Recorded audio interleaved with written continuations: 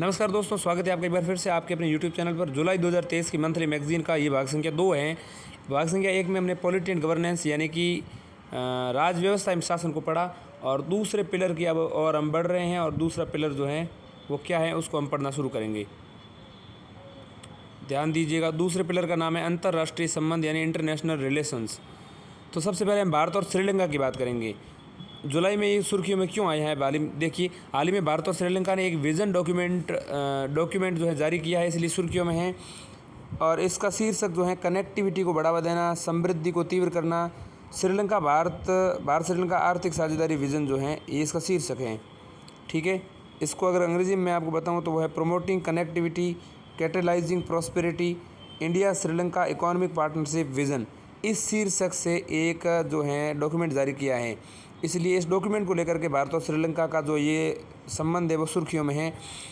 देखिए, इसके अलावा इन दोनों के मध्य कई समझौता ज्ञापनों पर हस्ताक्षर किए गए हैं, जैसे श्रीलंका में यूनिफाइड पेमेंट इंटरफेस यानी यूपीआई आधारित डिजिटल भुगतान सेवा की शुरुआत करना। इसके अलावा त्रिंकोमाली ने नवीनीकरणीय ऊर्जा और आर्थिक विकास परियोजनाओं हेतु भारतीय रुपये को व्यापार के लिए मुद्रा के रूप में नामित करना। व्यापार और लोगों की यात्रा बढ़ाने के लिए दोनों देशों ने नागपट्टिनम तमिलनाडु और कांके संतुरई श्रीलंका के बीच यात्री नौका सेवाएं शुरू करने का भी फैसला किया है। व्यापार और लोगों की यात्रा को बढ़ाने के लिए दोनों देशों ने नागपट्टिनम तमिलनाडु और कांके संतुरई श्रीलंका के बीच में नौका यात्राएं सेवाएं शुरू करने का भी फैसला किया है। ध्यान दीजिएगा, श्रीलंका और भारत श्रीलंका आर्थिक कनेक्टिविटी संबंधों के बारे में विस्तार से जानेंगे। उससे पहले हमें समझना चाहिए 2022 के आर्थिक संकट के दौरान श्रीलंका की मदद 2022 के जो है आर्थिक संकट के दौरान श्रीलंका की मदद में भारत की भूमिका क्या है। भारत ऐसा पहला देश था जिसने अंतर्राष्ट्रीय मुद्रा कोष यानी कि इंटरनेशनल मॉनिटरिंग फंड में श्रीलंका को वित्तीय मदद और ऋण पुनर्गठन का समर्थन किया था। भारत ने श्रीलंका को मुद्रा स्वैप और क्रेडिट लाइन्स सहित खाद्य एवं वित्तीय सहायता में लगभग 4 बिलियन अमेरिकी डॉलर प्रदान किया है। भारत ने किया है 4 बिलियन अमेरिकी डॉलर। ठीक है, श्रीलंका को मुद्रा स्वैप और क्रेडिट लाइन्स सहित जो है खाद्य एवं वित्तीय सहायता में जो है ये 4 बिलियन अमेरिकी डॉलर प्रदान किया है। भारत ने श्रीलंका को ईंधन, खाद्य, उर्वरक जैसी आवश्यक वस्तुओं की कई खेपें भेजी हैं। भारत ने श्रीलंका की सरकार, इंटरनेशनल मॉनिटरी फंड IMF और पेरिस क्लब के साथ गहन वार्ता की। इस वार्ता के परिणाम स्वरूप ही ऋण राहत और वित्तीय सहायता को अंतिम रूप दिया जा सका है। अब देखिए, भारत श्रीलंका आर्थिक कनेक्टिविटी संबंधों के बारे में अगर हम जानें तो ध्यान दीजिएगा, यहाँ पर इसको हम कई बिंदुओं के माध्यम से समझेंगे, जैसे कुल व्यापार और कनेक्टिविटी दोनों को समझेंगे। तो भारत श्रीलंका मुक्त व्यापार समझौता यानी कि India Sri Lanka free trade association या एग्रीमेंट कह सकते हैं। तो India Sri Lanka free trade agreement बिल्कुल। तो India Sri Lanka free trade agreement यानी कि ISFTA। तो ISFTA जो है इस पर 1998 में हस्ताक्षर किए गए थे। इसे वर्ष 2000 में लागू किया गया था। वर्ष 2021 में 5.45 बिलियन अमेरिकी डॉलर के कुल द्विपक्षीय वस्तु व्यापार यानी कि मर्चेंडाइज ट्रेड के साथ भारत श्रीलंका का सबसे बड़ा व्यापारिक भागीदार था। भारत श्रीलंका की प्रत्यक्ष विदेशी निवेश यानी कि प्रत्यक्ष विदेशी निवेश FDI जिसको हम कहते हैं, प्रत्यक्ष विदेशी निवेश, तो क्या कह सकते हैं,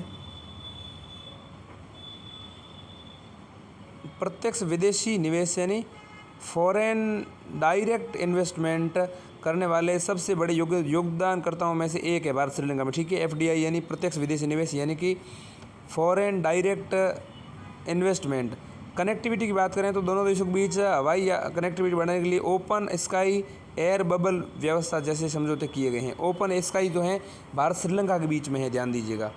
ठीक है, यहाँ पर नक्शा दिया गया है और एक तरफ जो है नीचे केरला और तमिलनाडु दोनों के नक्शे दिखाए गए हैं और यहाँ पर 4 बिंदु यहाँ पर बड़े जो हैं ब्लैक में दिखाए गए हैं। 4 बिंदुओं का क्या मतलब है? इंडिया श्रीलंका जियोपॉलिटिकल कंस्ट्रक्शंस जो हैं वो चल रहे हैं। तो जियोपॉलिटिकल कंस्ट्रक्शंस जो हैं क्या है, ध्यान दीजिएगा। तो एक तो पाक स्ट्रेट संधि, जैसा कि आप देख पा रहे हैं, पाक बेग भी कह सकते हैं, यानी कि पाक जल संधि, पाक खाड़ी कह सकते हैं इसको, श्रीलंका, गल्फ़ मन्नार खाड़ी जो है, मन्नार की खाड़ी जो है गल्फ़ ऑफ मन्नार है। नीचे जो है कन्याकुमारी, यहाँ तमिलनाडु में सबसे नीचे का बिंदु भारत में है। इसके अलावा तूतीकोरिन जो है वो है, इसके अलावा करईक्कल जो है वो है, और श्रीलंका का जो है जाफना। ये 4 जो हैं जियो पॉलिटिकल कंस्ट्रक्शंस के बिंदु यहाँ पर दिखाए गए हैं।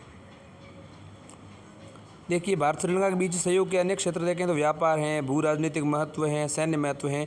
व्यापार में देखें तो विश्व के 2/3 तेल का व्यापार जो है श्रीलंका के दक्षिण भाग से होकर गुजरने वाले जल मार्ग से होता है। साथ ही कंटेनर की सहायता से होने वाली 50% माल की आवाजाही यानी कंटेनर ट्रांसपोर्टेशन भी इसी जलमार्ग से होती हैं।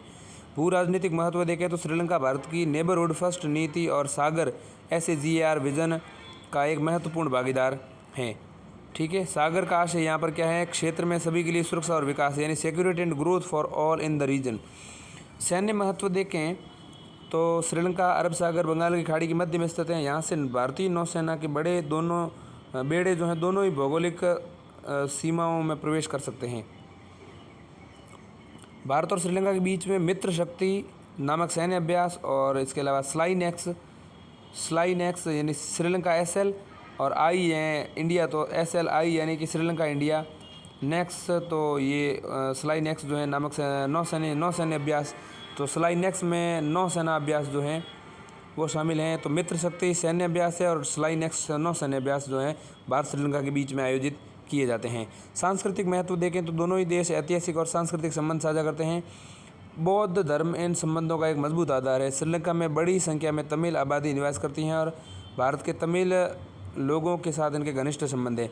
भारत श्रीलंका संबंधों में मतभेद देखें तो इनमें कई बिंदुओं में मतभेद हैं, जैसे विश्वास में कमी, मत्स्य संबंधी विवाद, आर्थिक और राजनीतिक संकट, चीन की बढ़ती उपस्थिति के कारण सामरिक महत्व, इसके अलावा बंदरगाहों का निर्माण, समुद्री रेशम मार्ग, इसके अलावा तमिल लोगों का मुद्दा जो है, ये विश्वास की कमी को लेकर के जो काफ़ी मतभेद हैं।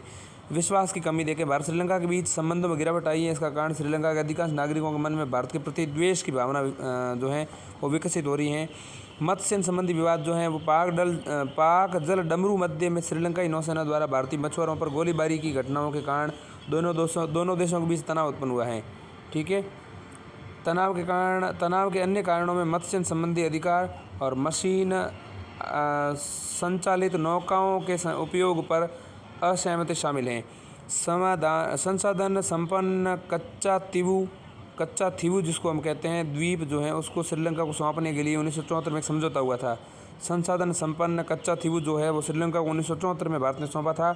इस द्वीप पर तमिल मछुआरों को कई सदियों से मत्स्य का पारंपरिक अधिकार प्राप्त था। इसके अलावा आर्थिक और राजनीतिक संकट देखें तो हालिया संकट के कारण श्रीलंका की भारत के साथ सहभागिता करने और आर्थिक सहयोग और क्षेत्रीय स्थिरता को बढ़ावा देने वाली नीतियों को लागू करने की क्षमता जो है वो प्रभावित हुई है। चीन की बढ़ती उपस्थिति के कारण सामरिक मुद्दे देखो तो चीन ने श्रीलंका में कोलंबो और हम्बनटोटा बंदरगाहों का निर्माण किया है और चीन द्वारा इन बंदरगाहों का निर्माण समुद्री रेशम मार्ग यानी कि MSR जिसको हम कहते हैं MSR समुद्री रेशम मार्ग यानी कि मैरीटाइम सिल्क रूट,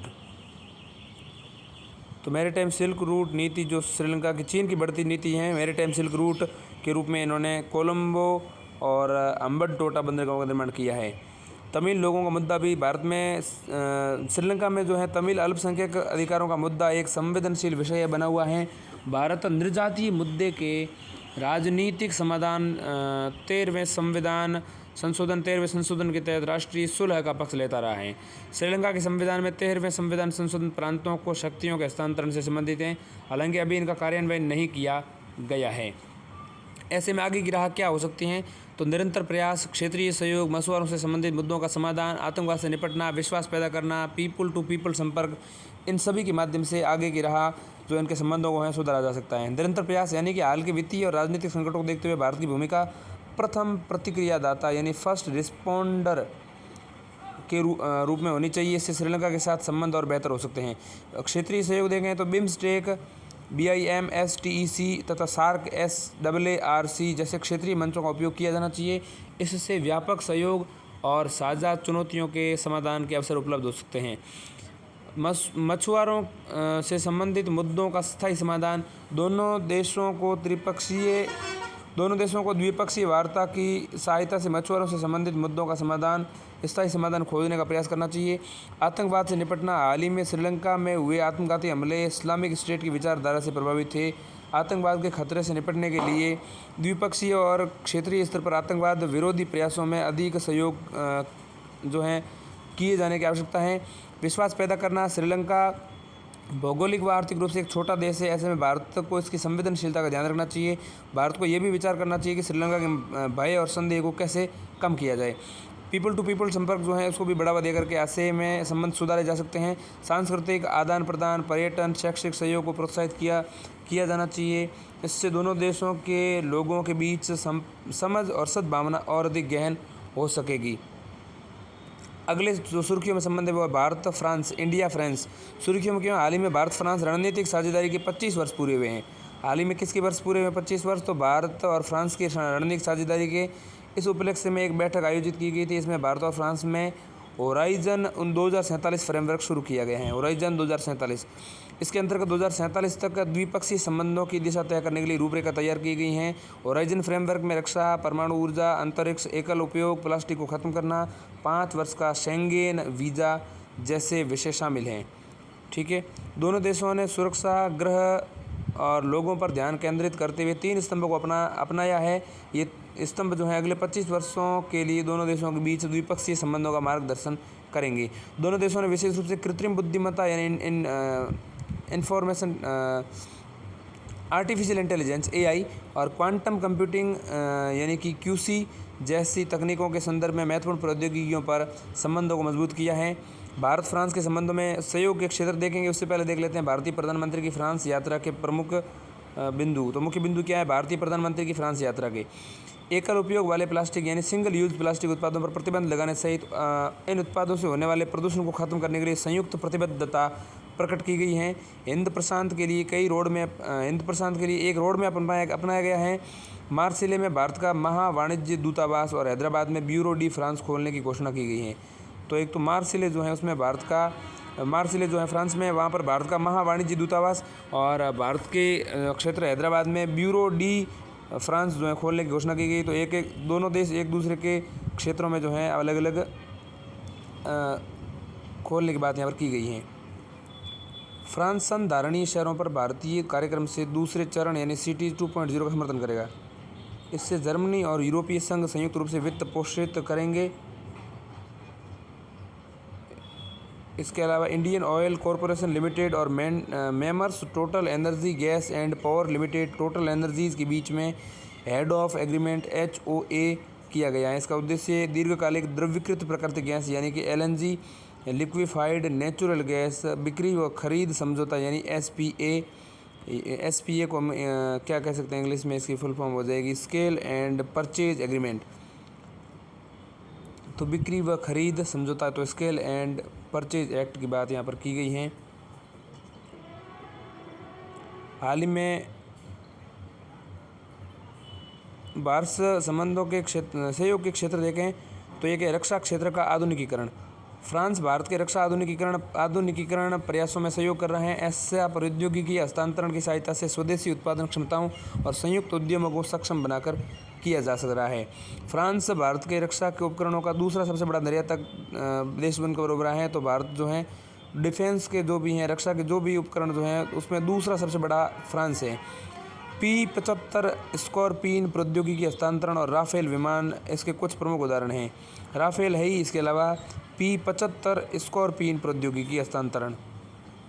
आर्थिक सहयोग देखें तो भारत में फ्रांस 11वां सबसे बड़ा विदेशी निवेशक है, 11वां सबसे बड़ा। अप्रैल 2000 से सितंबर 2022 तक भारत में 10,389 मिलियन अमेरिकी डॉलर यानी FDI स्टॉक का निवेश किया गया है। हाल ही में भारत ने NPCI यानी इंटरनेशनल पेमेंट्स लिमिटेड यानी कि NIPL, NPCL का मतलब है, NPCL की बात अभी हमने ऊपर की है। एक सेकंड, NPCL क्या है? हाल ही में भारत के NPCI, भारत का NPCI और इंटरनेशनल पेमेंट लिमिटेड NIPL और फ्रांस के लाइरा कलेक्ट के मध्य एक समझौता हुआ है। इसका उद्देश्य फ्रांस एवं यूरोप में यूनिफाइड पेमेंट यानी UPI आधारित सेवाओं को शुरुआत करना है। ध्यातव्य है कि NIPL भारतीय राष्ट्रीय भुगतान निगम जो है वो है और NPCI इसके अधीन एक सहायक इकाई है। भारतीय NIPL जो है, जिसको हम क्या कहते हैं, इंटरनेशनल पेमेंट्स लिमिटेड, NIPL यानी निप्ल, तो ये इंटरनेशनल पेमेंट्स लिमिटेड है। और ये जो है NPCI यानी कि ये जो है NPCI का मतलब है national payments corporation of India. तो national payments corporation of India, national payments corporation of India यानी भारतीय राष्ट्रीय भुगतान निगम। तो राष्ट्रीय यानी नेशनल, भुगतान यानी पेमेंट, निगम यानी कॉरपोरेशन और ऑफ इंडिया तो NPCI यानी कि नपकी और निप्ल। तो निप्ल नपकी दोनों भारत के हैं और निप्ल NIPL जो हैं वो नपकी यानी कि भारतीय राष्ट्रीय भुगतान निगम यानी कि इनके अधीन एक सहायक इकाई हैं। एक साझा क्षेत्र जो है वो आतंकवाद से निपटना है। दोनों देशों ने संयुक्त राष्ट्र में अंतर्राष्ट्रीय आतंकवाद पर व्यापक अभिसमय यानी कि यहाँ जो पर है कन्वेंशन किया है, यानी कि संयुक्त राष्ट्र में अंतर्राष्ट्रीय आतंकवाद पर व्यापक अभिसमय, ठीक है, व्यापक अभिसमय यानी कि comprehensive convention on international terrorism. तो CCIT इंटरनेशनल टेररिज्म के लिए कॉम्प्रिहेंसिव कन्वेंशन की बात यहाँ पर की गई है, उसको अपनाने का संकल्प लिया गया है। विकास को बढ़ावा देना। हाल ही में फ्रांस की विकास संस्था agency Française day development AFD ने भारत को 200 मिलियन यूरो आवंटित किए हैं। इसका उद्देश्य भारत में कल्याणकारी उपायों और समाज के सबसे कमज़ोर वर्गों का समर्थन करना है।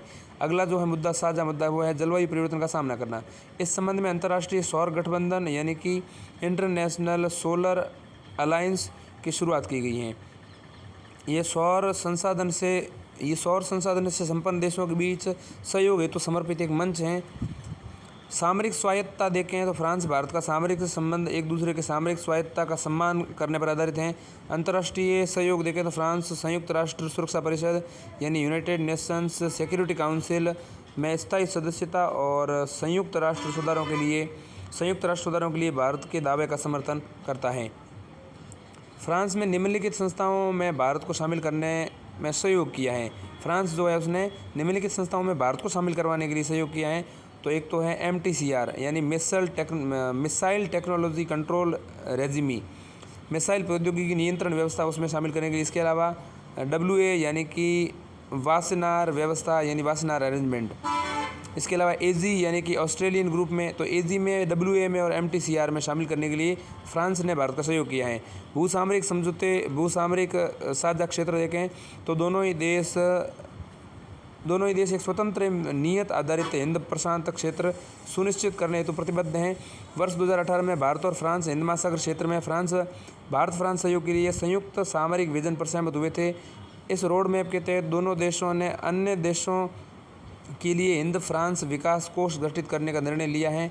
संयुक्त अरब अमीरात के साथ मिलकर एक त्रिपक्षीय समूह गठित करने का निर्णय लिया गया है। इसका उद्देश्य अफ्रीका के पूर्वी तट से लेकर प्रशांत महासागर तक सुनिश्चित करना है।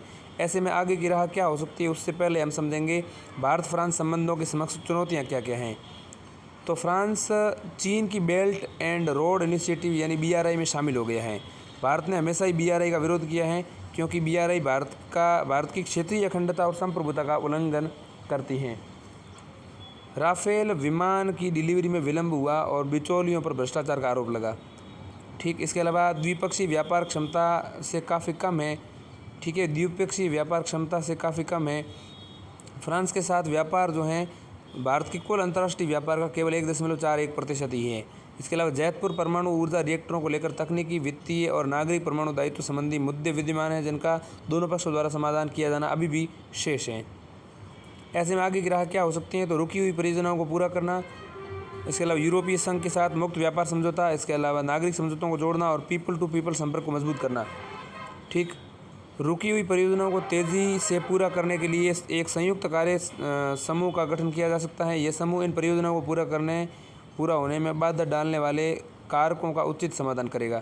यूरोपीय संघ के साथ मुक्त व्यापार समझौता देखें तो भारत फ्रांस के साथ अपने सकारात्मक संबंधों का भारत यूरोपीय संघ यानी व्यापक व्यापार निवेश समझौते यानी कि BTIA बटिया के आगे बढ़ने के लिए उपयोग कर सकता है। इसके अलावा नागरिक समाजों को जोड़ना, साझेदारी को मजबूत बनाए रखने के लिए यह आवश्यक है कि भारत फ्रांस के नागरिक समूहों के बीच बेहतर संबंध हो। इसके अलावा पीपल टू पीपल संपर्क मजबूत करना यानी भाषाई विविधता लोगों के आवागमन में एक बड़ी बाधा है। इसके लिए महत्वपूर्ण होगा कि शैक्षणिक संस्थानों में फ्रेंच भाषा को प्रोत्साहित किया जाए। ठीक, एक मजबूत साझेदारी के लिए व्यवसाय और पीपल टू पीपल संपर्क विकसित किए जाने की आवश्यकता है। अगली जो सुर्खी है वो है नेबरहुड फर्स्ट नीति। नेबरहुड फर्स्ट नीति क्या है, सुर्खियों में क्यों है? हाल ही में विदेश मामलों से संबंधित समिति ने भारत में नेबरहुड फर्स्ट नीति पर जो है 22वीं रिपोर्ट संसद को सौंपी है। भारत की जो नेबरहुड फर्स्ट नीति है वो क्या है समझते हैं। देखिए, इस नीति में पड़ोसी देशों के साथ मजबूत संबंध स्थापित करने पर जोर दिया गया है। इसका आधार पड़ोसी देश के साथ परस्पर परामर्श, इसके अलावा गैर पारस्परिक निस्वार्थ, इसके अलावा परिणाम उन्मुख दृष्टिकोण को अपनाना है। इनमें बेहतर संबंध स्थापित करने के लिए संवाद, सम्मान, शांति, समृद्धि, संस्कृति के सिद्धांतों का इस्तेमाल किया जाता है। निम्नलिखित उद्देश्य जो हैं उनकी पूर्ति यहाँ पर इस नीति के तहत करती है। ये नीति भारत के बाह्य खतरों को बेहतर ढंग से प्रतिबंधित करती हैं। इसके अलावा संयुक्त राष्ट्र जैसे बहुपक्षीय मंचों में आवश्यक समर्थन प्राप्त करवाती हैं। इसके अलावा संबंधित क्षेत्र में चीन के प्रभाव को कम करने के लिए यह ज़रूरी है। तो भारत के पड़ोसी देशों के साथ संबंधों में समक्ष जो चुनौतियाँ हैं उनको समझते हैं। तो पड़ोसी देशों में अस्थिरता, भारत के पड़ोसी देशों में प्रायः अस्थिरता बनी रहती है। उदाहरण के लिए म्यांमार और पाकिस्तान के प्रशासन के समक्ष संकट, इसके अलावा आर्थिक संकट। तो भारत के पड़ोसी देशों में आर्थिक स्थिति भी कमज़ोर बनी हुई। उदाहरण के लिए श्रीलंका और पाकिस्तान कोविड महामारी के बाद से अति मुद्रास्फीति यानी हाइपर इन्फ्लेशन का सामना कर रहे हैं। अब हम समझते हैं सीमा संबंधी मुद्दे। तो भारत के पड़ोसी देशों को चुनौतियों में सीमा संबंधी मुद्दे भी एक मुद्दा है। भारत का पड़ोसी देशों के साथ संबंधों को बेहतर करने के लिए प्रमुख बाधा सीमा संबंधी विवाद हैं। पाकिस्तान नेपाल के साथ क्रमशः पाकिस्तान के साथ कश्मीर और नेपाल के साथ काला पानी विवाद, पाकिस्तान एवं बांग्लादेश के साथ समुद्री विवाद यहाँ पर हैं। इसके अलावा सीमा पार घुसपैठ और अवैध प्रवासन से संबंधित मुद्दे, भारत के समक्ष सीमा पार घुसपैठ और अवैध प्रवासन संबंधी समस्याएं भी बनी हुई हैं। उदाहरण के लिए उग्रवादी और अवैध अप्रवासी पाकिस्तानी। इसके अलावा बांग्लादेश से म्यांमार की खुली सीमाओं से भारत में प्रवेश करते हैं। इसके अलावा नदी जल बंटवारा, भारत का पड़ोसी देशों के साथ नदी जल बंटवारे को लेकर भी विवाद बना हुआ है। सिंधु और तीस्ता नदी को लेकर के पाकिस्तान और बांग्लादेश के साथ, सिंधु को लेकर के पाकिस्तान के साथ और तीस्ता को लेकर के बांग्लादेश के साथ जो है विवाद चल रहा है। पड़ोसी देशों में भारत की द्वारा की गई पहलें देखें। पड़ोसी देशों में भारत द्वारा की गई पहलों में पहला है अफगानिस्तान में डेलाराम से जरांज तक सड़क और संसद भवन जैसी अवसंरचना परियोजनाएं, मालदीव में ग्रेटर माले कनेक्टिविटी परियोजना। तो पड़ोसी देशों में भारत द्वारा की गई पहलों में अफगानिस्तान में डेलाराम से लेकर के जरांज तक, ठीक, और सड़क और संसद भवन जैसी अवसंरचना परियोजनाएं। इसके अलावा मालदीव जो है उसमें ग्रेटर माले कनेक्टिविटी परियोजना। इसके अलावा भूटान की 5 वर्षीय योजना को विकासात्मक सहायता प्रदान करना, मानवीय सहायता और कोविड-19 टीकों की खुराक प्रदान करना, आपदाओं के दौरान आपदा प्रबंधन सहायता जैसे नेपाल में ऑपरेशन मैत्री, श्रीलंका में UPI भुगतान प्लेटफॉर्म शुरू करके भूटान में रुपे कार्ड के उपयोग को सक्षम करके वित्तीय भुगतान प्रणालियों को आसान बनाना। अब देखिए इनके बेहतर पड़ोसी नीति के लिए समिति की सिफारिशें। सीमा संबंधी अवसंरचना में सुधार, इसे सुनिश्चित करने के लिए अधिक से अधिक एकीकृत चेक पोस्ट यानी कि इंटीग्रेटेड चेक पोस्ट ICP और भूमि सीमा शुल्क स्टेशन यानी कि भूमि सीमा शुल्क यानी LCS और बॉर्डर हाट बनाए जाने चाहिए। सीमा संबंधी अवसंरचना में सुधार करना चाहिए। लोगों के बीच संबंधों में सुधार, पर्यटन को प्रोत्साहित किया जाना चाहिए और सभी पड़ोसी देशों के साथ समान सांस्कृतिक और ऐतिहासिक संबंधों को साझा करना चाहिए। यह आवश्यक है कि भारत सभी पड़ोसी देशों के साथ राजनीतिक स्तर पर संवाद स्थापित करने के लिए तैयार रहें ताकि उभरती हुई चुनौतियों का समाधान किया जा सके। पहले से चल रहे उपायों, मानवतावादी सहायता, विकासात्मक परियोजनाओं का कार्यान्वयन, लाइफ ऑफ क्रेडिट की व्यवस्था आदि को जारी रखा जाना चाहिए। ऐसे में निष्कर्ष क्या निकाला जा सकता है कि भारत के पड़ोसी देश अलग अलग कारकों जैसे कि ऐतिहासिक, सांस्कृतिक, भाषाई, भौगोलिक कारकों से भौगोलिक कारकों को साझा करते हैं, उनकी नीतियों का सभी पर परस्पर प्रभाव पड़ता है। इसलिए इन सभी देशों से मैत्रीपूर्ण संबंध बनाए रखना भारत की समृद्धि और विकास के लिए अत्यावश्यक है। भारत की ऊर्जा कूटनीति अगला टॉपिक जो है वो है भारत की ऊर्जा कूटनीति, इंडियाज एनर्जी डिप्लोमेसी। सुर्खियों में क्यों है? भारत अपनी ऊर्जा कूटनीति की रूप में दक्षिण पूर्वी एशियाई देशों के साथ विद्युत के व्यापार पर विचार कर रहे हैं। विद्युत का ये व्यापार म्यांमार और थाईलैंड के माध्यम से किया जाएगा। देखिए, ऊर्जा कूटनीति से क्या तात्पर्य है? भारत की ऊर्जा कूटनीति क्या है? देखिए, एनर्जी डिप्लोमेसी क्या है? ये सरकार की ऊर्जा क्षेत्र से जुड़ी विदेशी गतिविधियों से संबंधित है। इन गतिविधियों का लक्ष्य देश की ऊर्जा सुरक्षा को सुनिश्चित करना है, साथ ही ऊर्जा क्षेत्र में व्यावसायिक अवसरों को बढ़ावा देना भी इसका लक्ष्य है। ऊर्जा कूटनीति के निम्नलिखित उद्देश्य हैं: समाज के लिए ऊर्जा के एक संधारणीय स्रोत को सुरक्षित करने के लिए, साथ आर्थिक समृद्धि को भी सुनिश्चित करना, राष्ट्रीय खतरों और जोखिमों का सामना करने, उन्हें कम करने या समाप्त करने के लिए ऊर्जा क्षमताओं को विदेशी नीति के एक साधन के रूप में प्रयोग करना। भारत की ऊर्जा कूटनीति को कैसे ऊर्जा कूटनीति को कैसे अपना रहे हैं? तो विद्युत पारेषण यानी पावर ट्रांसमिशन के द्वारा।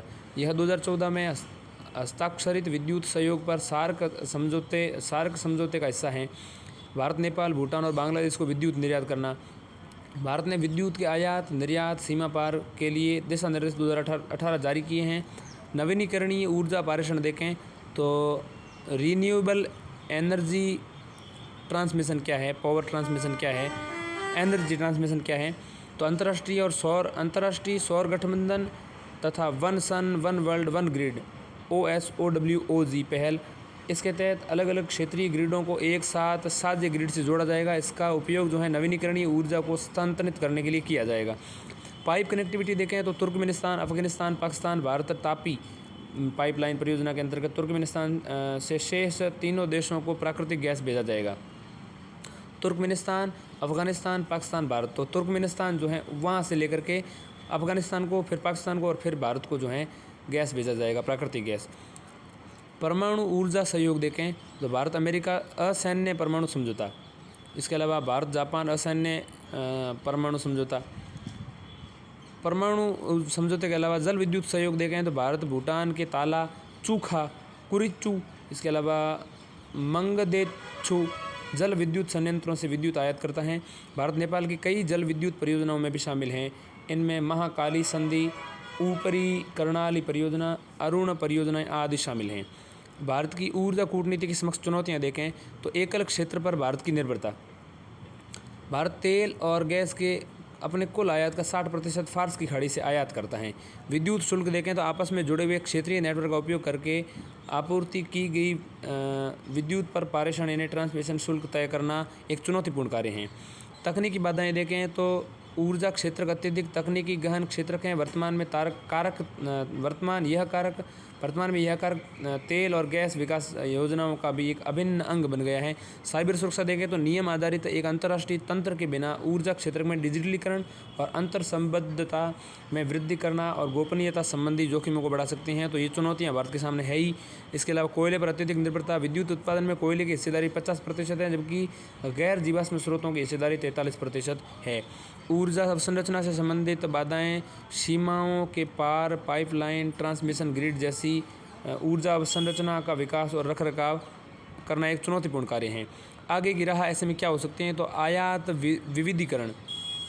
भारत को कुछ विशिष्ट देशों या क्षेत्रों पर निर्भर रहने की बजाय अपने आयात स्रोतों में विविधता लानी चाहिए। इसके अलावा वर्तमान में तेल और प्राकृतिक गैस निगम विदेश यानी कि ONGC विदेश जो हैं उसके पास विश्व के 15 देशों की 32 तेल और गैस परिसंपत्तियों में हिस्सेदारी है। ठीक। भौगोलिक लाभ देखें तो भारत ऊर्जा समृद्ध देशों के निकट अवस्थित हैं, इसलिए भारत अपनी रणनीतिक अवस्थिति का उपयोग इस क्षेत्र में और तथा वैश्विक स्तर पर देश के महत्व और भूमिका को बढ़ावा देने के लिए कर सकता है। इसके अलावा निवेश और वित्तीय संसाधन देखें तो ऊर्जा क्षेत्र और एक अत्यधिक पूंजी और तकनीकी गहन क्षेत्र हैं। ऊर्जा क्षेत्र के एक अत्यधिक पूंजी और तकनीकी गहन क्षेत्र इस प्रकृति को देखते हुए भारत ने 2025 तक अंतर्राष्ट्रीय वित्तीय क्षेत्र में सौर ऊर्जा के लिए $2 बिलियन निर्धारित किए हैं। बेहतर निगरानी और सहयोग को देखें तो सीमा पार ग्रिडों को प्रशासित करने के लिए सरकारों को उचित व्यवस्था और अंतर्राष्ट्रीय सहयोग विकसित करने की आवश्यकता है। इससे सुविनियमित और पारदर्शी बाजारों में विद्युत का निर्बाध प्रवाह सुनिश्चित हो पाएगा। अब हम समझते हैं अंतर्राष्ट्रीय सौर गठबंधन यानी कि इंटरनेशनल सोलर अलायंस क्या है, ISA क्या है। यह भारत की ऊर्जा कूटनीति का एक साधन है। वर्तमान में नवीनीकरणीय ऊर्जा को है उसको बढ़ावा देने के लिए संयुक्त राष्ट्र प्रणाली के तहत किसी विशेष एजेंसी की स्थापना नहीं की गई है। ISA यानी इंटरनेशनल सोलर अलायंस नवीनीकरणीय ऊर्जा, विशेष रूप से सौर ऊर्जा के इस्तेमाल को बढ़ावा देने, प्रसारित करने और सौर ऊर्जा संयंत्रों को स्थापित करने के लिए महत्वपूर्ण माध्यम बन सकता है। ISA में वैश्विक सौर क्षमता के निर्माण हेतु वैज्ञानिक कूटनीति को बढ़ावा देने के लिए एक बहुआयामी दृष्टिकोण को अपनाया जा सकता है। भारत भविष्य में ठीक उसी प्रकार नवीनीकरणीय ऊर्जा का प्रमुख आपूर्तिकर्ता बन सकता है जिस प्रकार पिछली शताब्दी में मध्य पूर्व यानी मिडल ईस्ट के देश जीवाश्म आधारित ईंधन के उपयोग जीवाश्म ईंधन के प्रमुख आपूर्तिकर्ता के रूप में उभरे थे। ISA यानी इंडियन सोलर अलायंस भारत के लिए international solar alliance ISA international solar alliance Bharat के लिए एक सहयोग मंच के रूप में विकसित हो रहा है। इससे सौर क्षेत्र संबंधित सामान्य मानकों पर वैश्विक सहमति बनाना आसान हो जाएगा, क्योंकि अन्य स्रोतों का कुछ विशिष्ट बाधाओं का सामना करना पड़ सकता है। उदाहरण के लिए पवन ऊर्जा के लिए उच्च वेग वाली पवनों की आवश्यकता होती है तथा पन बिजली के लिए जल के उच्च प्रवाह की ज़रूरत होती है। ISA यानी इंटरनेशनल सोलर अलायंस ने 2030 तक सदस्य देशों में सौर क्षेत्र में 1000 बिलियन अमेरिकी डॉलर का निवेश जुटाने और वितरित करने के लिए 32 अंतर्राष्ट्रीय संगठनों के साथ साझेदारी की है। ठीक है, भारत के विकास का वैकल्पिक मॉडल देखें हैं तो ISA इंटरनेशनल सोलर अलायंस विकास के लिए भारत का एक वैकल्पिक मॉडल है। यह पारदर्शिता, समावेशी विकास जैसे मूल्यों पर आधारित है। यह वन सन, वन वर्ल्ड और वन ये क्या है, एक सेकंड रुकिएगा, तो वन ग्रिड, तो one sun, one world, one grid, तो ये one sun, one world, one grid के साथ उष्णकटिबंधीय क्षेत्र यानी कि टॉरिड जोन में एक वैश्विक ग्रिड विकसित करने हेतु प्रयासरत हैं। साथ ही इसका जो लक्ष्य है वो घरेलू स्तर पर आवश्यक भूमि की कमी, सौर ऊर्जा के विकास हेतु उपकरणों के आयात से संबंधित मुद्दों और जीवाश्म ईंधन पर निर्भरता को कम करने वाली समस्याओं को दूर करना। उष्णकटिबंधीय क्षेत्र कर्क रेखा, मकर रेखा के बीच का क्षेत्र होता है। अगले मुद्दे, अगली सुर्खी को पढ़ें तो वो है बहुपक्षीय विकास बैंकों को मजबूत करना, यानी कि स्ट्रेंथनिंग मल्टीलेटरल डेवलपमेंट बैंक यानी कि MDB क्या है? Multilateral development bank. तो बहुपक्षीय विकास बैंकों को मजबूत करना। सुर्खियों में क्यों है? हाल ही में G20 अध्यक्षता में गठित स्वतंत्र विशेषज्ञ समूह यानी कि इंडिपेंडेंट एक्सपर्टीज ग्रुप जो हैं उसने MDB यानी कि मल्टीलेटरल डेवलपमेंट बैंक यानी कि बहुपक्षीय विकास बैंक जो हैं उसकी क्षमता के दोहन पर रिपोर्ट का पहला भाग प्रस्तुत किया है। और ये G20 की अध्यक्षता में गठित जो IEG है उसने किया है, यानी स्वतंत्र विशेषज्ञ समूह ने, यानी कि इंडिपेंडेंट एक्सपर्टीज़ ग्रुप जो है उसने ये काम किया है, ये रिपोर्ट प्रस्तुत की है। बहुपक्षीय विकास बैंक क्या है? बहुपक्षीय विकास बैंक यानी कि मल्टीलेटरल डेवलपमेंट बैंक MDB संप्रभु राष्ट्रों द्वारा स्थापित सुपर नेशनल संस्थाएं हैं। ये देश ही इन संस्थाओं के शेयरधारक भी हैं। विश्व बैंक, एशियाई विकास बैंक, ADB और इसके अलावा AIIB आदि कुछ ऐसी संस्थाएं हैं जिनको हम क्या कहते हैं? MDB कहते हैं, मल्टीलेटरल बैंक्स कहते हैं। उसमें एक तो ADB आता है, एशियन डेवलपमेंट बैंक, इसके अलावा विश्व बैंक है ही, इसके अलावा एशियन इंफ्रास्ट्रक्चर इन्वेस्टमेंट बैंक, तो एशियन इंफ्रास्ट्रक्चर इन्वेस्टमेंट बैंक यानी कि AIIB आदि जो हैं वो MDB है, यानी कि बहुपक्षीय विकास बैंक है, यानी कि मल्टीलेटरल डेवलपमेंट बैंक्स हैं।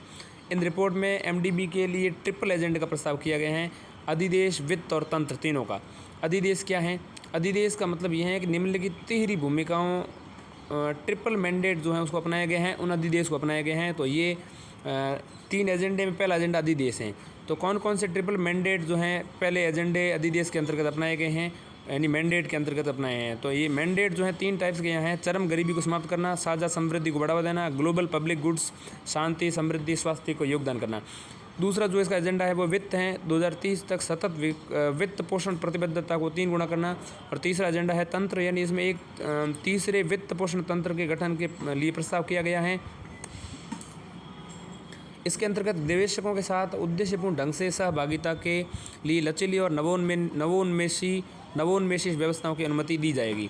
एमडीबी का महत्व समझें तो मल्टीलेटरल डेवलपमेंट बैंक्स जो हैं, जिसमें बहुत सारे आते हैं, एडीबी आते हैं, विश्व बैंक आते हैं, और जो ये AIIB यानी कि एशियन इंफ्रास्ट्रक्चर इन्वेस्टमेंट बैंक, तो ये सारे जो हैं इनका महत्व क्या है? इनके बहुत सारे महत्व हैं, जैसे वैश्विक अर्थव्यवस्था को स्थापित करने के लिए अंतर्राष्ट्रीय स्तंभ है ये।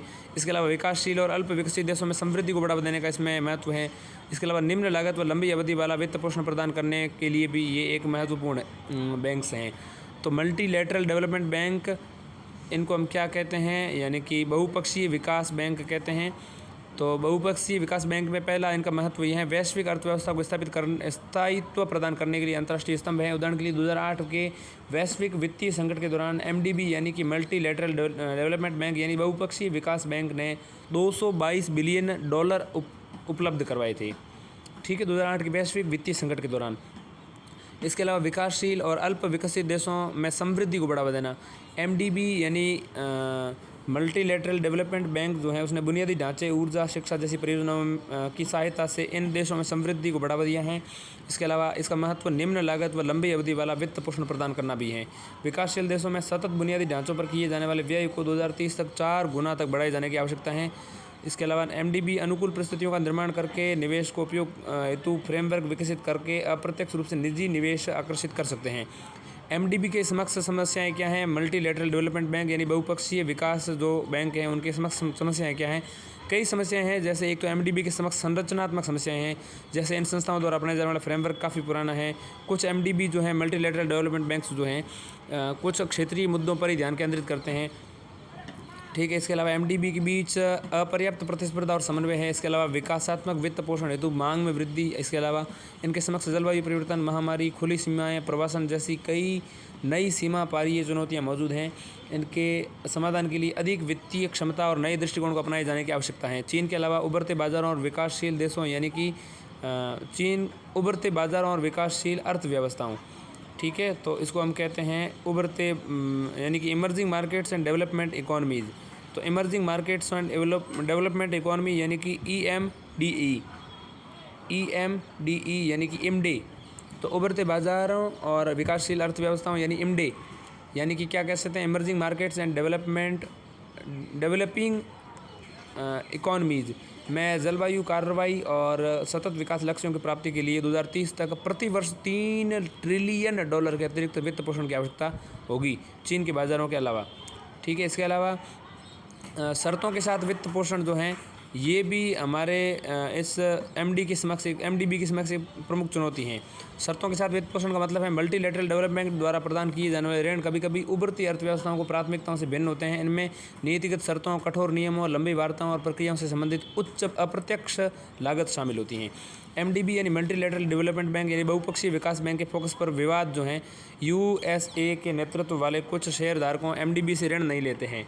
ठीक है, ये शेयरधारक एमडीबी पर ये दबाव डालते हैं कि ये निम्न आय वाले देशों पर अधिक फोकस करें और मध्यम आय वाले देशों को दिए जा रहे ऋण की समीक्षा कर उन्हें ऋण देने से बचें। नए एमडीबी यानी मल्टीलैटरल डेवलपमेंट बैंक में चीन की भूमिका, न्यू डेवलपमेंट बैंक एनडीबी।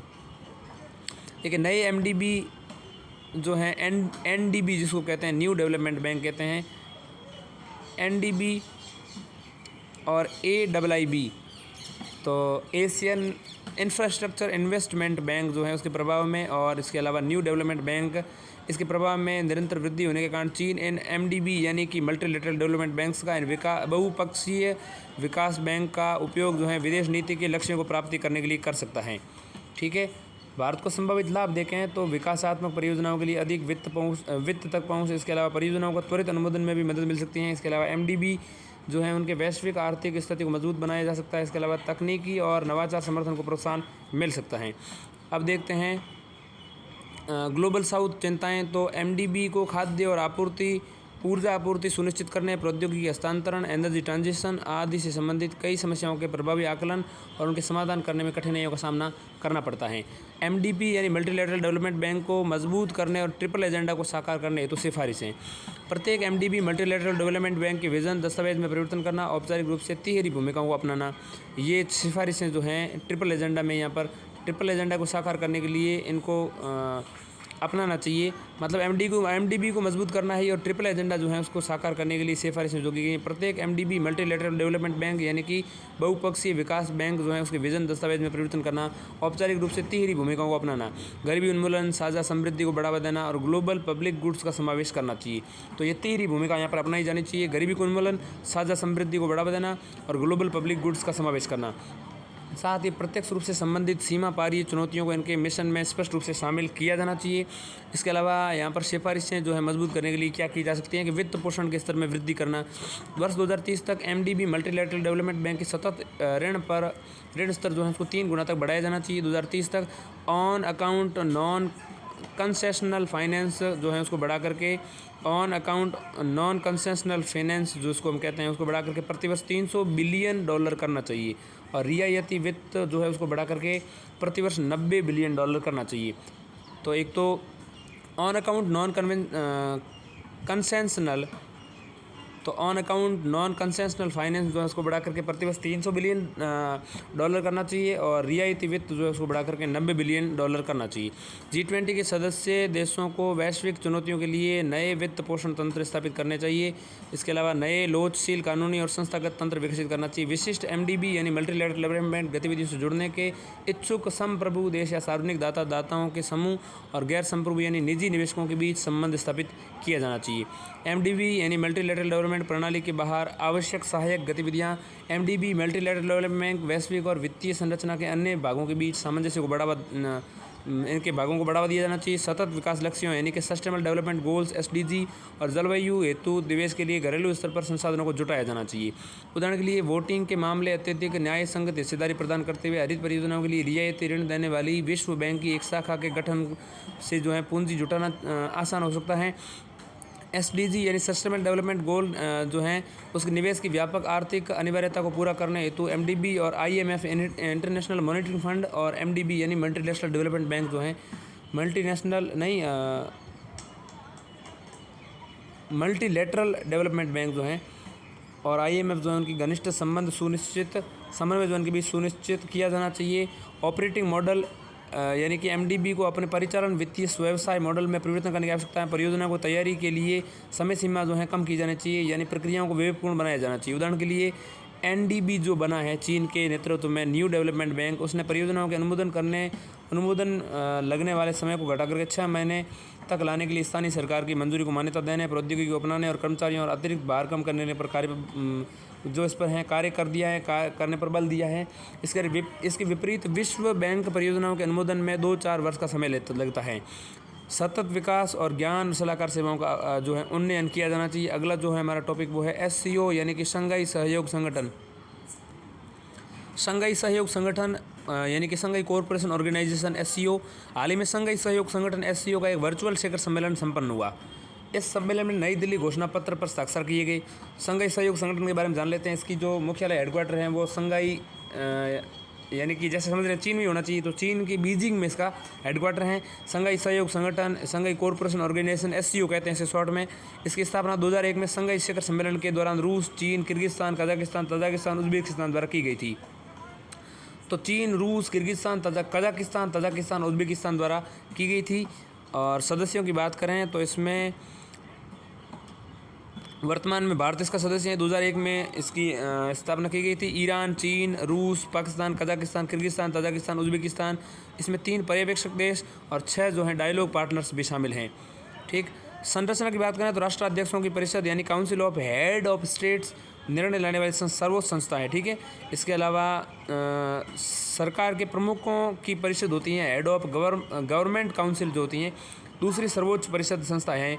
इसके अलावा 2 स्थायी निकाय जो हैं बीजिंग चीन में स्थित सचिवालय और ताशकंद स्थित क्षेत्रीय आतंकवाद विरोधी संरचना यानी रीजनल एंटी टेररिज्म स्ट्रक्चर यानी कि RATS यहाँ पर मौजूद हैं।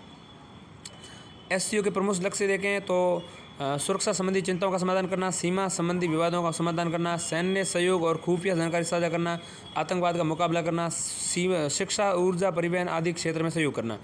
शिखर सम्मेलन की मुख्य विशेषताएं। विषय देखिए शिखर सम्मेलन की मुख्य विशेषताओं में पहला है टूवर्ड्स ए सिक्योर यानी SECURE SCO। यह यहाँ पर सिक्योर से आज से क्या है, सिक्योर मतलब security for citizens. E secure में ई जो है उसको economics for development, economic development. इसके अलावा सी का मतलब है connectivity in the region. U का मतलब क्या है यूनिटी। आर का मतलब क्या है respect of sovereignty and integrity. और वापस सिक्योर में ई जो लास्ट में आता है उसका मतलब एनवायरनमेंट प्रोटेक्शन। तो सिक्योर में प्रत्येक SECURE प्रत्येक जो है उसका मतलब अलग अलग हैं। एस का मतलब सिक्योरिटी फॉर सिटीजन नागरिकों की सुरक्षा।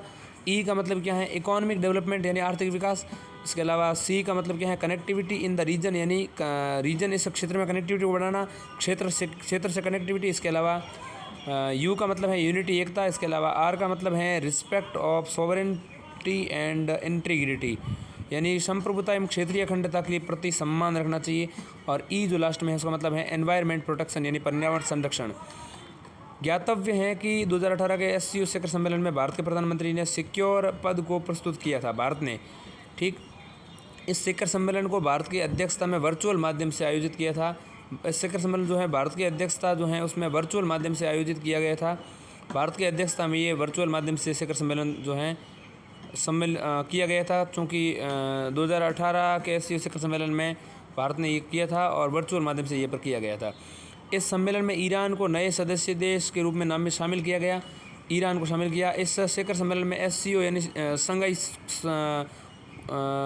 कोऑपरेशन ऑर्गेनाइजेशन क्षेत्रीय आतंकवाद रोधी संरचना रैट्स की प्रभावी गतिविधियों पर ध्यान दिया गया। रैट्स का यहाँ पर क्या मतलब है? रैट्स का यहाँ पर मतलब है regional anti terrorism structure. SCO का महत्व समझें उससे पहले रैट्स के बारे में जान लेते हैं। RATS इसका मुख्यालय ताशकंद उज़्बेकिस्तान में है। ये SCO चार्टर और आतंकवाद, अलगाववाद, अतिवाद से निपटने के लिए संबंधित संघाई कन्वेंशन के रूप में कार्य करता है। 2001 में विश्व के एक शिखर सम्मेलन के दौरान इसे स्थापित किया गया था और ये अपने सदस्य देशों से आतंकवादियों और आतंकी संगठनों के डेटा का जो है एक डेटाबेस रखता है।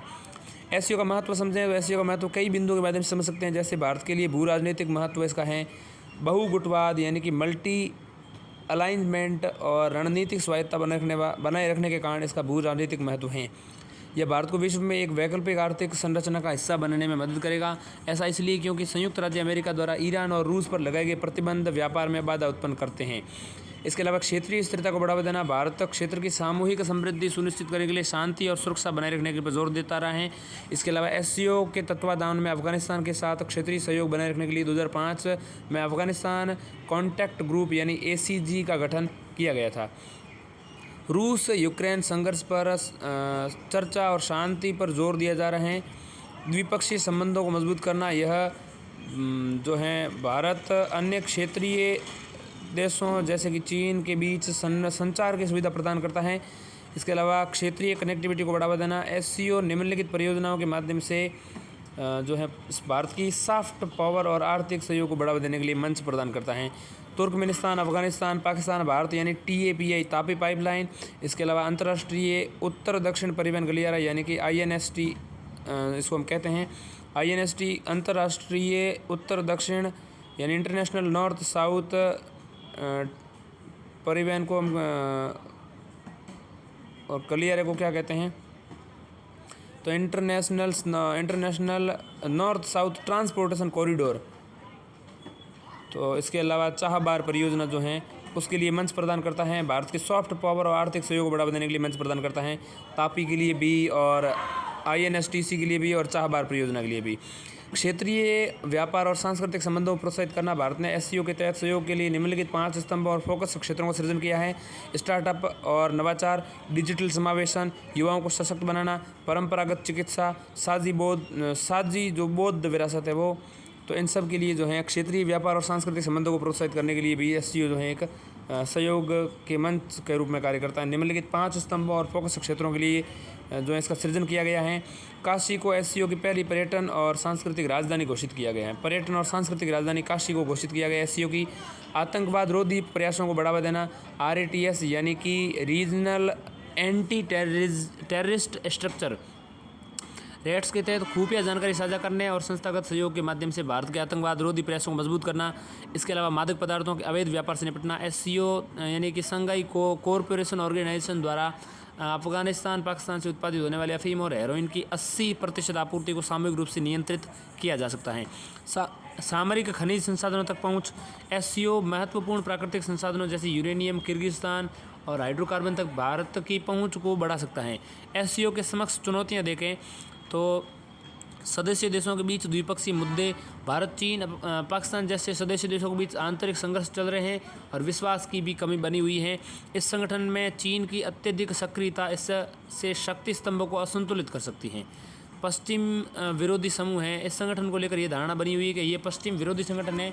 इस कारण वैश्विक सहयोग के समक्ष चुनौतियां उत्पन्न होती हैं। इसके अलावा भारत के राष्ट्रीय हितों को समक्ष खतरा उत्पन्न करने वाली परियोजनाएं हैं। इस संदर्भ में चीन की बेल्ट एंड रोड इनिशिएटिव यानी BRI, belt and road initiative को एससीओ का समर्थन भारत के राष्ट्रीय हितों को खतरे में डालता है। BRI पहल जो है भारत की संप्रभुता, क्षेत्रीय अखंडता का उल्लंघन करती हैं।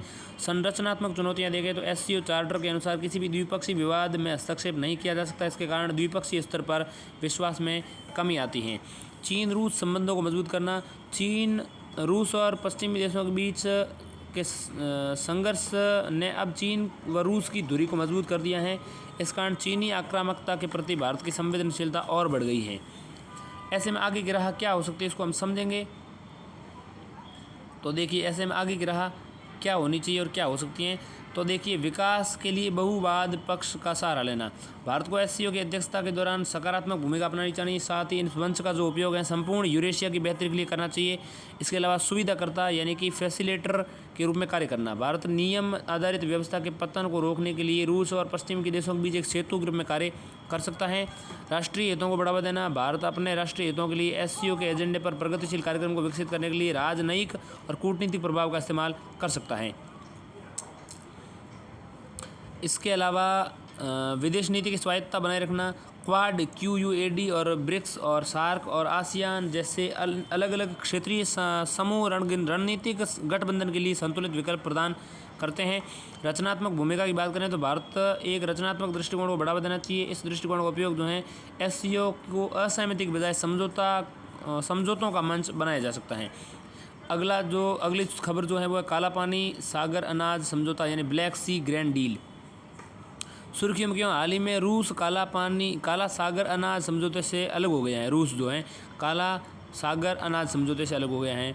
कौन अलग हो गया है? रूस अलग हो गया है। ठीक है, अब देखिए, रूस का दावा है कि इस समझौते के तहत उससे किए गए वादों को पूरा नहीं किया गया। साथ ही उस पर लगाए गए कई प्रतिबंधों के कारण उसे अभी भी अपने कृषि उत्पादों और उर्वरकों के निर्यात में परेशानी का सामना करना पड़ रहा है। रूस के अनुसार समझौते के बाद से यूक्रेन ने मुख्य रूप से उच्च एवं मध्यम आय वाले देशों को निर्यात किया है और गरीब देशों को केवल 3% ही निर्यात किया है।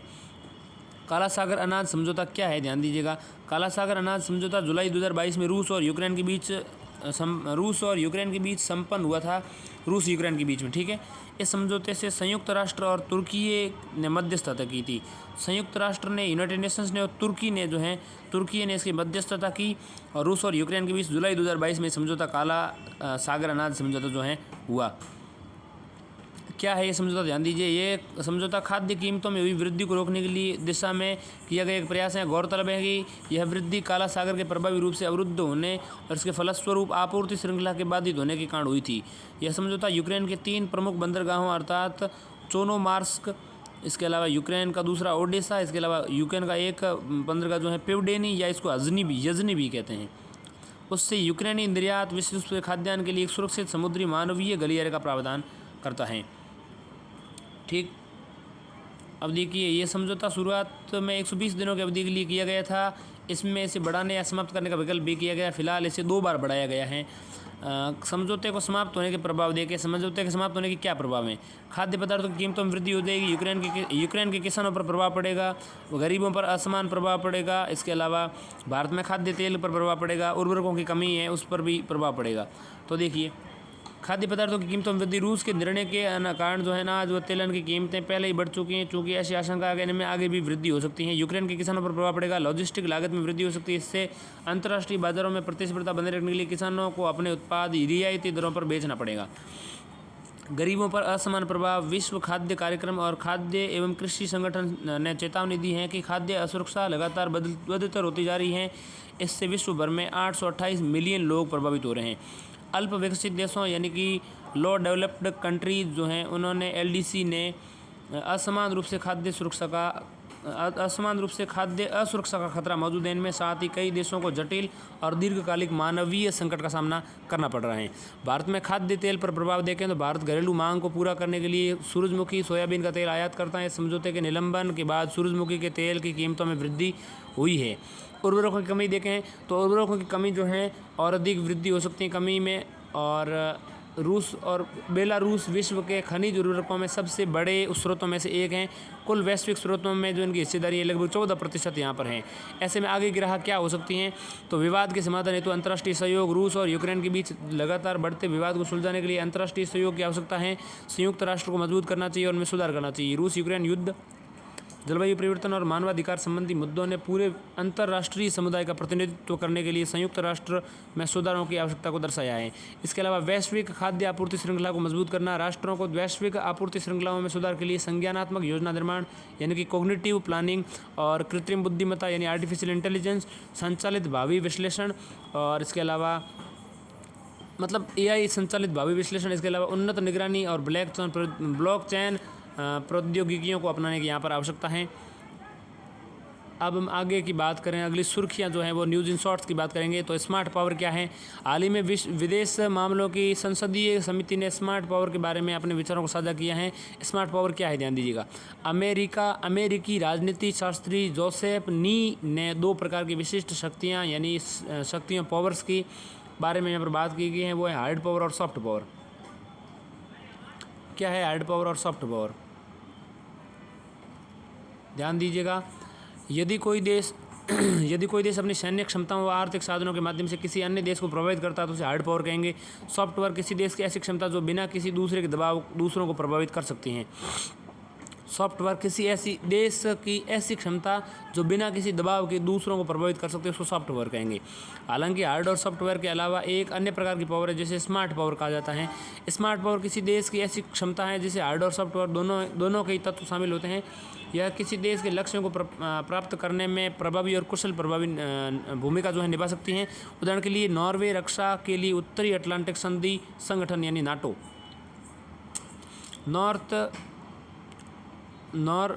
उत्तरी अटलांटिक यानी north Atlantic treaty organisation NATO. Norway रक्षा के लिए उत्तरी अटलांटिक नॉर्वे रक्षा के लिए नाटो में शामिल हो गया है। रक्षा के लिए नॉर्वे भी अब नाटो में शामिल हो गया है। हालांकि नॉर्वे ने अपनी सॉफ्ट पावर को बढ़ाने के लिए विदेश सहायता और शांति मध्यस्थता आगे बढ़ने पर उस नीतियों को विकसित किया है। विदेश मंत्रालय के अनुसार भारत मौजूदा दौर में वैश्विक स्तर पर स्मार्ट पावर की भूमिका निभा रहे हैं। इसमें कूटनीति, अनुनय, क्षमता निर्माण, इसके अलावा शक्ति और प्रभाव का रणनीतिक उपयोग, सामाजिक राजनीतिक वैधता के साथ लागत प्रभावी तरीकों से उपयोग किया जाता है। भारत में सॉफ्ट पावर अधिक जानकारी के लिए दिसंबर 2022 के आर्टिकल 2.5 सॉफ्टवेयर का संदर्भ लें। देखिए, संयुक्त राष्ट्र अमेरिका भारत की रणनीतिक स्वच्छ ऊर्जा साझेदारी जो है वो क्या है? US India strategic clean energy partnership यानी कि SCEP, स्कैप कहते हैं इसको। स्कैप की स्थापना US India climate and clean energy agenda 2030 partnership के तहत शुरू की गई 2 ट्रैक संलग्नताओं में से एक है। तो 2 क्या है? एक तो US India climate and clean energy agenda 2030 और दूसरी है स्कैप, जिसको हम क्या कहते हैं? संयुक्त राज्य अमेरिका और भारत की रणनीतिक ऊर्जा स्वच्छदारी यानी कि US India strategic clean energy partnership. वर्ष 2030 एजेंडा की घोषणा 2021 में की गई थी। इसका उद्देश्य जलवायु और स्वच्छ ऊर्जा संबंधी साझा लक्ष्यों की दिशा में होने वाले प्रगति में तेजी लाना है। Climate action and finance mobilisation dialogue इस संलग्नता का दूसरा ट्रैक है। स्कैप यानी कि स्ट्रेटेजिक क्लीन एनर्जी पार्टनरशिप को सर्वप्रथम 2018 में रणनीतिक ऊर्जा साझेदारी के रूप में स्थापित किया गया था। अमेरिका और भारत द्वारा जारी संयुक्त घोषणा के प्रमुख बिंदु देखें तो संयुक्त राज्य अमेरिका जो है भारत और संयुक्त राज्य अमेरिका नई और उभरती नवीनीकरणीय ऊर्जा प्रौद्योगिकी कार्रवाई मंच यानी कि RETAP शुरू किया गया है। इसका उद्देश्य साझा महत्वाकांक्षी स्वच्छ ऊर्जा लक्ष्यों को प्राप्त करने के लिए प्रमुख प्रौद्योगिकियों के विकास में तेजी लाना है। स्वच्छ ऊर्जा अपनाने को बढ़ावा देने के लिए सार्वजनिक निजी ऊर्जा भंडारण कार्यबल का गठन किया गया है। साथ ही इसी दिशा में प्रयास करने के लिए नवीनीकरणीय ऊर्जा के बड़े पैमाने पर एकीकरण में सहायता प्रदान की जाएगी। भारतीय एजेंसी और अमेरिकी राष्ट्रीय प्रयोगशाला के बीच में सहयोग को मजबूत करने के लिए south Asia group for energy यानी SAGE सेग की शुरुआत की गई है। दोनों देश स्वच्छ ऊर्जा अपनाने और बढ़ावा देने के लिए भारत में नेट जीरो शून्य उत्सर्जक गांवों को विकसित करने की दिशा में कार्य करने पर सहमत हुए हैं। इमर्जिंग फ्यूल एंड टेक्नोलॉजी स्तंभ के तहत carbon capture, utilisation and capture को शामिल किया गया है। अगली सुर्खी जो है वो है भारत और संयुक्त अरब अमीरात, इंडिया एंड UAE। भारत और संयुक्त अरब अमीरात UAE ने स्थानीय मुद्राओं में व्यापार के लिए समझौते पर हस्ताक्षर किए हैं। भारत के प्रधानमंत्री की संयुक्त अरब अमीरात की राजकीय यात्रा के मुख्य बिंदु देखें तो भारत और UAE ने स्थानीय मुद्रा निपटान प्रणाली यानी LCSS, स्थानीय मुद्रा निपटान प्रणाली LCSS कहते हैं इसे हम,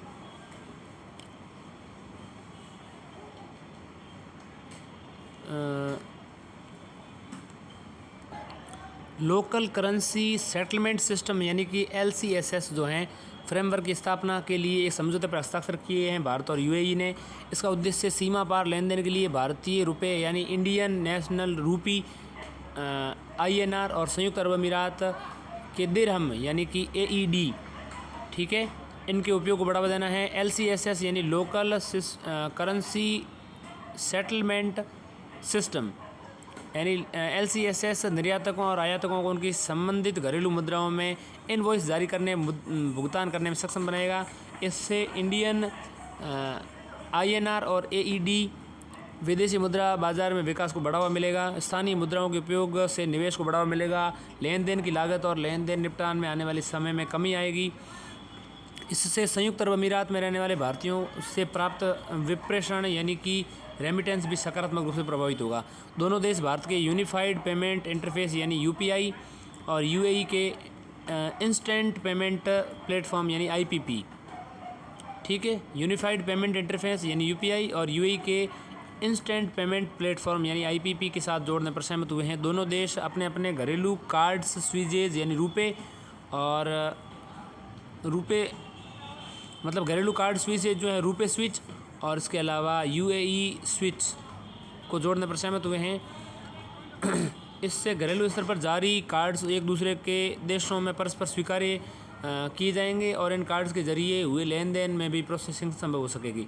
भारत के लिए UAE का महत्व समझें तो UAE 2022-23 में भारत का तीसरा सबसे बड़ा व्यापारिक भागीदार देश बन गया है। साथ ही UAE भारत का दूसरा सबसे बड़ा निर्यात गंतव्य देश है। 2022 में भारत UAE के बीच द्विपक्षीय व्यापार बढ़कर के 85 बिलियन अमेरिकी डॉलर हो गया है। 2022 में UAE ने भारत जो है पहला देश के साथ व्यापक आर्थिक भागीदारी समझौता यानी CEPA पर हस्ताक्षर किए थे। 2022 में UAE ने भारत के साथ जो है व्यापक आर्थिक भागीदारी समझौते यानी कि CEPA पर हस्ताक्षर किए थे। CEPA पर हस्ताक्षर किसने किए थे? UAE ने किए थे। अब देखिए भारत की स्ट्रक्चर्ड फाइनेंशियल मैसेजिंग सिस्टम यानी कि SFMS, structured financial messaging system SFMS को UAE की मैसेजिंग सिस्टम को जोड़ा जाएगा। इससे दोनों देशों से संबंधित वित्तीय मैसेजिंग को आसान बनाया जा सकेगा। दोनों देशों ने अबू धाबी में IIT दिल्ली का परिसर स्थापित करने के लिए एक समझौता ज्ञापन पर हस्ताक्षर किए। यह तंजानिया के बाद विदेश में IIT का दूसरा परिसर होगा। तंजानिया में पहले ही IIT जो है स्थापित हो चुका है। IIT दिल्ली शायद है कि नहीं मुझे नहीं पता। IIT स्थापित तंजानिया में हो चुका है और दूसरा जो है UAE में होगा। अगली सुर्खी है बहु क्षेत्रीय तकनीकी और आर्थिक सहयोग के लिए बंगाल की खाड़ी पहल बिम्स्टेक यानी bay of Bengal initiative for multi sectoral technical and economic corporation यानी बिम्स्टेक। इसको कहते हैं बे ऑफ बंगाल, बंगाल की खाड़ी initiative for multi sectoral technical and economic corporation BIMSTEC. BIMSTEC क्या है इसको समझते देखिए। बहु क्षेत्रीय तकनीकी और आर्थिक सहयोग के लिए बंगाल की खाड़ी की पहल जो है बिम्स्टेक जो है यानी कि bay of Bengal initiative for multi sectoral technical and economic corporation. इसकी जो बिम्स्टेक की विदेश मंत्रियों की बैठक है वो थाईलैंड में संपन्न हुई है हाल ही में। भारत ने थाईलैंड की राजधानी बैंकॉक जो है थाईलैंड की राजधानी बैंकॉक में बिम्स्टेक यानी कि bay of Bengal initiative for multi sectoral technical and economic corporation इसके विदेश मंत्रियों की अब तक की पहली बैठक में भाग लिया है भारत ने। ठीक है, मतलब विदेश मंत्रियों की भाग लिया है। बिम्स्टेक एक क्षेत्रीय संगठन है। इसकी स्थापना 1997 में बैंकॉक घोषणापत्र हस्ताक्षर के साथ हुई थी। इसका सचिवालय बांग्लादेश के ढाका में स्थित है। प्रारंभ में इसका संगठन जो है 4 सदस्य राष्ट्रों बांग्लादेश, भारत, श्रीलंका और थाईलैंड के साथ किया गया था। इसका अंतिम सदस्य जो हैं ई और सी। इसका संक्षिप्त नाम पहले बिस्टेक था, ठीक। म्यांमार 1997 में जुड़ा और नेपाल 2004 में जुड़ा और भूटान 2004 में ही जुड़ा। 2004 में तो भूटान और नेपाल जुड़े और 1997 में म्यांमार जुड़ा। इस संगठन में शामिल होने के बाद में 2004 में इसका नाम जो है बिम्स्टेक यहाँ पर हो गया, ठीक। बिम्स्टेक के संस्थापक सिद्धांत क्या क्या है उसको समझेंगे। उससे पहले बिम्स्टेक का महत्व समझ लेते हैं। बिम्स्टेक यानी कि bay of Bengal initiative for multi sector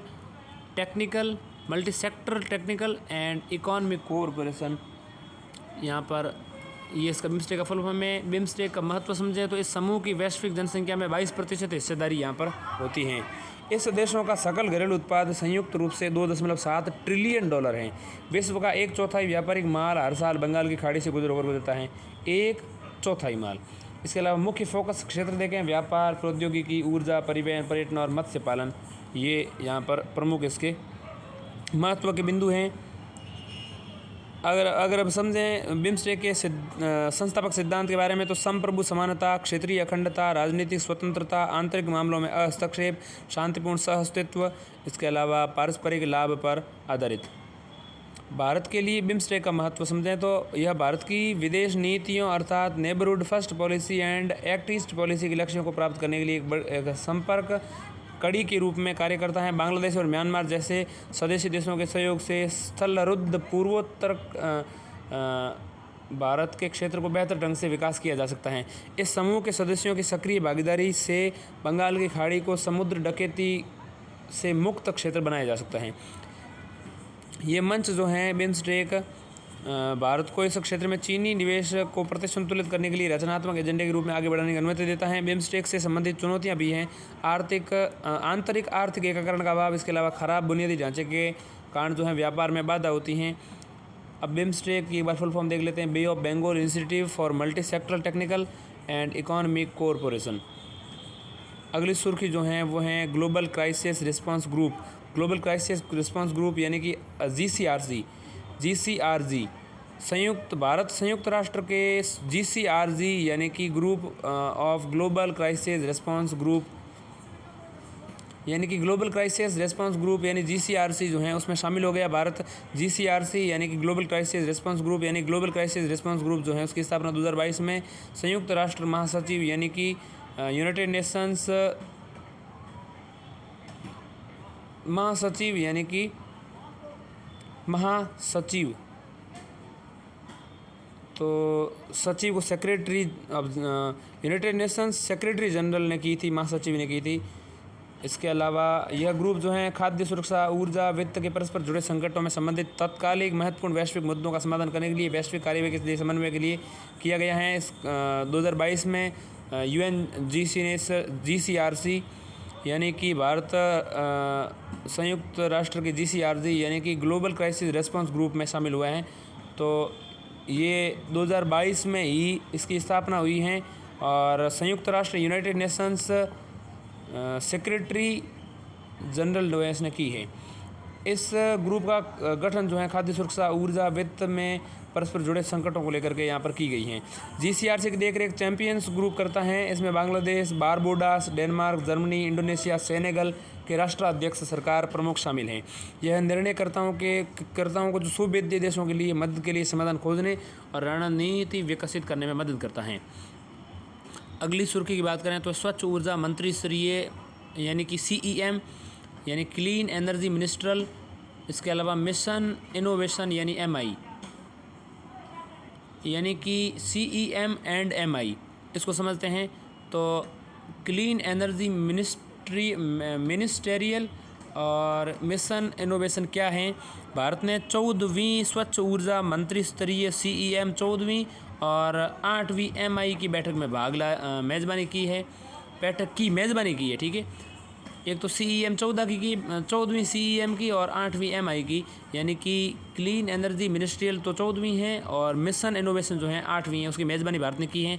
CEM 14वीं यानी कि क्लीन एनर्जी मिनिस्ट्रियल जो है उसकी 14वीं और MI यानी मिशन इनोवेशन की 8वीं की थीम क्या थी? स्वच्छ ऊर्जा को लेकर आगे बढ़ना। क्लीन एनर्जी मिनिस्ट्रियल यानी CEM के बारे में जानें। तो CEM के बारे में क्या जानते हैं? ये एक उच्च स्तरीय वैश्विक मंच है। ये वैश्विक स्तर पर स्वच्छ ऊर्जा आधारित अर्थव्यवस्था को प्रोत्साहित करने के लिए, स्वच्छ ऊर्जा प्रौद्योगिकी को बढ़ावा देने के लिए नीति और कार्यक्रमों का समर्थन करता है। भारत इसका सदस्य हैं, 29 देश कुल सदस्य हैं।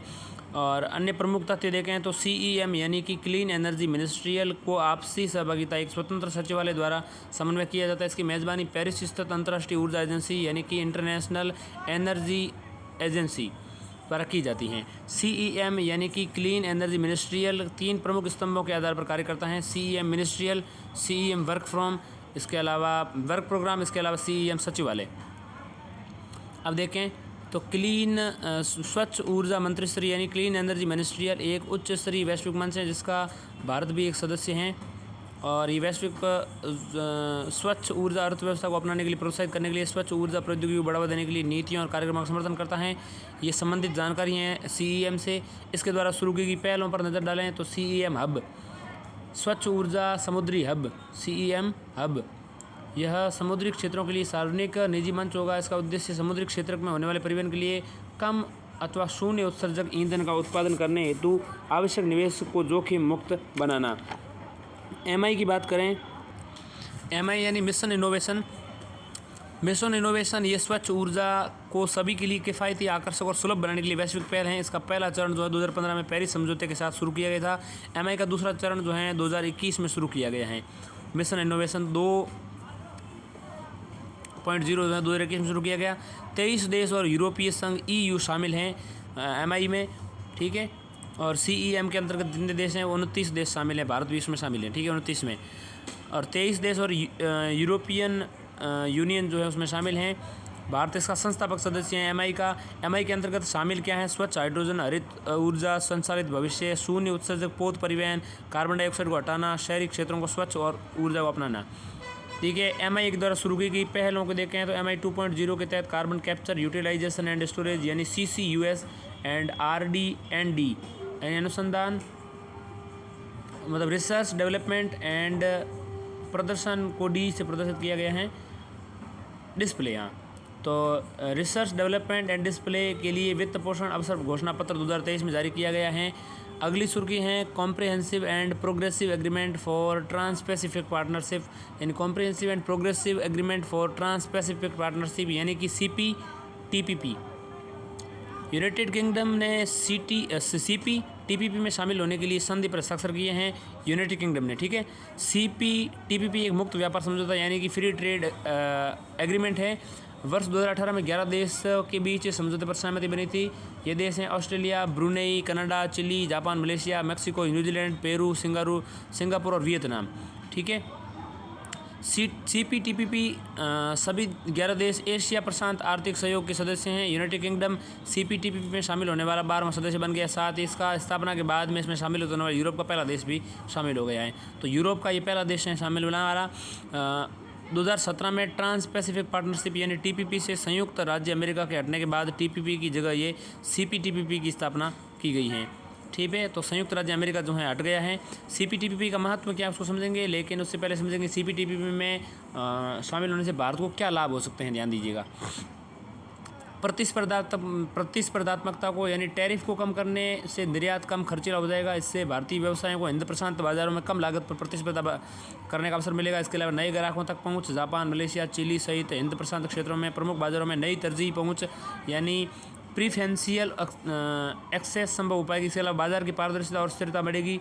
CPTPP के तहत भागीदार देशों में बाजारों में व्यापार करने के लिए भारतीय सेवा आपूर्तिकर्ता को बेहतर सुरक्षा, पूर्वानुमान और पारदर्शिता प्राप्त हो सकेगी।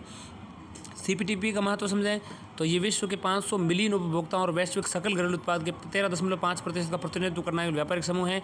यह समूह पर्यावरण और श्रम अधिकारों की सुरक्षा करता है। ये अधिकार विवाद समाधान लागू किए जा सकते हैं। CPTPP सदस्य देशों के भीतर 98% सदस्यों के निर्यात पर प्रशुल्क को समाप्त करना, बाधाओं को कम करता है। भारत CTBP का हिस्सा क्यों नहीं है? कृषि क्षेत्र में किसानों को लगातार विश्व रूप से ऑस्ट्रेलिया और न्यूजीलैंड सस्ते व सब्सिडी वाले निर्यात के कारण बाजार से बाहर होने के खतरे का सामना करना पड़ेगा, इसलिए शामिल नहीं है। यह भारत के जेनेरिक दवा बाजार को नकारात्मक रूप से प्रभावित करेगा। इसके अलावा भारत का विनिर्माण क्षेत्र का शुल्क मुक्त व्यवस्था में आयात प्रतिस्पर्धा का सामना करने में सक्षम नहीं है, इसलिए शामिल नहीं है। अब हम समझेंगे ESSI यानी European sky shield initiative. European sky shield initiative क्या है? ESSI तो ऑस्ट्रिया स्विट्जरलैंड ESSI में शामिल हो गए हैं।